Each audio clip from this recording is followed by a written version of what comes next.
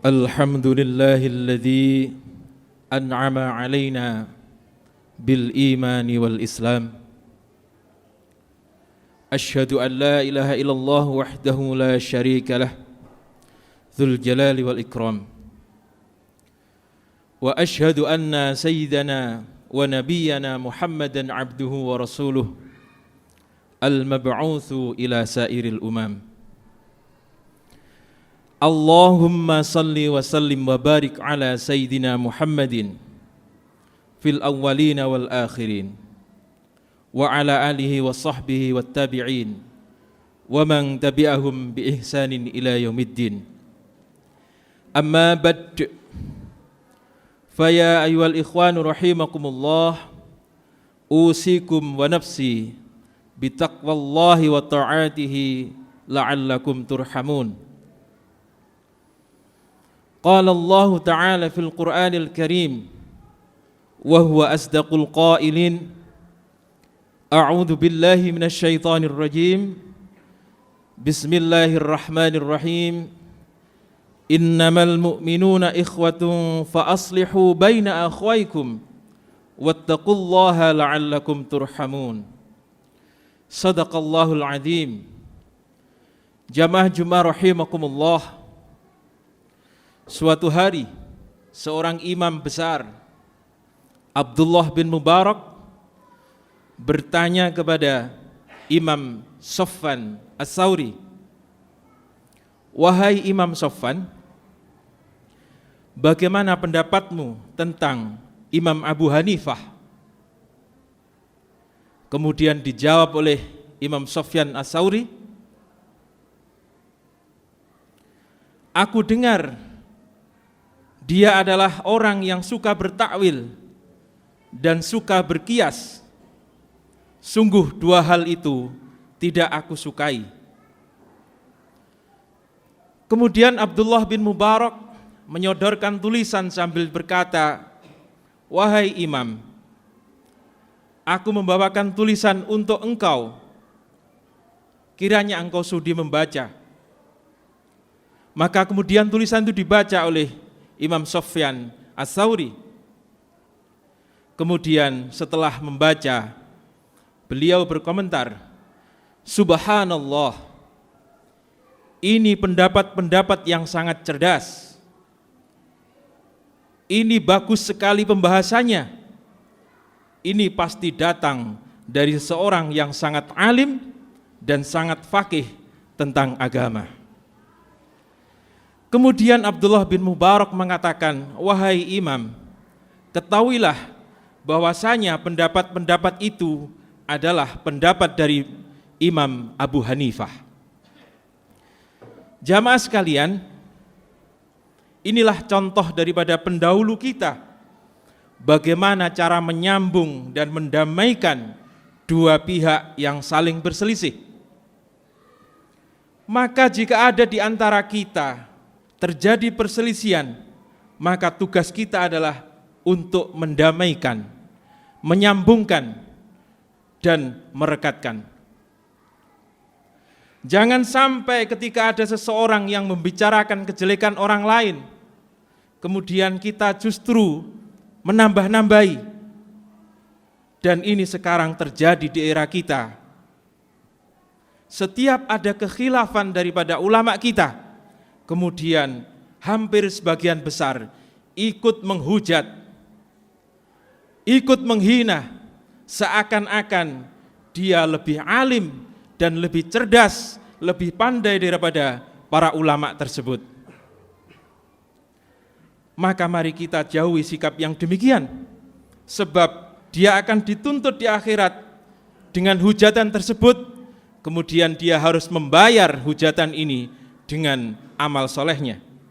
Maka kita sering mendengar orang yang bangkrut bahwa dia membawa amal kebaikan yang banyak, kemudian satu persatu amal itu diambil oleh seseorang yang dulu pernah disakiti, pernah dihujat, dan pernah dihina. Sekali lagi kita harus berhati-hati dengan hal yang demikian. Para jamaah sekalian, oleh sebab itu Imam Syafi'i pernah mengatakan, kalau aku ingin menggunjing maka yang paling berhak aku gunjing adalah ibuku. Sebab ibukulah orang yang paling berhak atas amalan-amalanku. Namun tentu saja seorang Imam Syafi'i tidak akan pernah bergunjing, sebab bergunjing atau ghibah itu adalah sesuatu hal yang sangat nista. Para jamaah Jumat rahimakumullah, Sa'id bin Zubair adalah murid daripada Abdullah bin Abbas, murid tersayang. Beliau pernah mengatakan, ambillah ilmu dari para ulama, tetapi kunci lisan kalian dan tutup telinga kalian ketika ulama itu sudah membicarakan kejelekan ulama yang lain. Sebab kecemburuan daripada para ulama itu lebih dahsyat daripada cemburunya kambing-kambing jantan. Kambing jantan itu jika dikumpulkan, maka dia akan saling cemburu dan saling menyerang di antara satu sama yang lainnya. Maka dari sini kita bisa ambil pelajaran bahwa dari dulu yang namanya perselisihan, baik orang biasa maupun ulama, dan lebih-lebih adalah ulama, itu sudah ada. Oleh sebab itu, mari kita pegangi pesan daripada Sa'id bin Zubair. Ambil ilmu para ulama, tetapi tutup telinga kalian, kunci mulut kalian apabila ulama yang kita ambil ilmunya itu sudah membicarakan tentang kejelekan ulama yang lain. Para jamaah rahimakumullah, keadaan yang penuh dilema juga pernah dialami oleh seorang imam besar, penulis kitab Sahih Muslim, yaitu Imam Muslim bin Hajjaj rahimakumullahu ta'ala. Ketika terjadi fitnah antara Imam Bukhari dan Imam Az-Zuhli, sebab ada seseorang yang memfitnah Imam Bukhari. Kemudian Imam Az-Zuhli ini mengatakan, siapa saja dari muridku yang masih ngaji bersama dengan Imam Bukhari, maka dia harus keluar dari tempat ini. Mendengar pernyataan tersebut, ada seseorang yang menjadi santri daripada Imam Bukhari sekaligus Imam Az-Zuhli. Kemudian dengan linangan air mata, santri ini keluar meninggalkan tempat majelis daripada Imam Az-Zuhli, dan dialah Imam Muslim, pengarang kitab Sahih Muslim yang sangat populer tersebut. Para jamaah sekalian, demi menjaga perasaan daripada dua guru yang beliau sangat cintai itu, kemudian mulai saat itu beliau tidak pernah datang baik di majelisnya Imam Bukhari maupun di majelisnya Imam Az-Zuhli. Para jamaah sekalian, memang di zaman yang sudah sedemikian rupa ini, kadang-kadang rumit, kadang-kadang ruwet. Oleh sebab itu berhati-hatilah dengan lisan kita dan berhati-hatilah dengan telinga kita.